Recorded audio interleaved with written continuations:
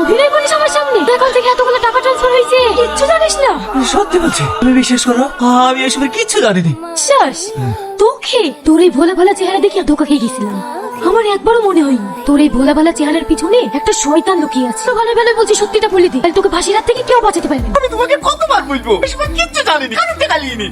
আবার মিথ্যে কথা। ম্যাডাম ম্যাডাম মরে যাবে তো? কষ্ট হচ্ছে? এর থেকেও বেশি কষ্ট ওই সাধারণ মানুষগুলা পেয়ে। অনেকের মা বিনা চিকিৎসায় মারা গিয়েছে, আর আমাকে অনেকের বোনের বিয়ে হয়, এটার জন্য তাই তুই। ছি, আমার নিজের প্রতি কিন্তু হয়েছে। জীবনে প্রথম বউকে ভালোবাসলাম, তো আমার একটা শয়তানকে। শাহিন, তখন পর্যন্ত ও নিজের দোষ স্বীকার না করছে পর্যন্ত ওকে মারো। ঠিক আছে ম্যাম, 30 ডিগ্রি টর্চার করো, মুখ থেকে কিছু বেরোলেই ইনফর্ম করবে। ঠিক আছে স্যার। কি হলো মার? আমি পারবো না। কেন পারবি না? ভাই বলে ওদের ভাই না, ভাই হলে এরকম জঘন্য কাজ কখনো করতে পারতো না। কি হলো মার? ম্যাডাম টনির মধ্যে দেখা করতে এসছে। বলো এখন দেখা করা হবে না।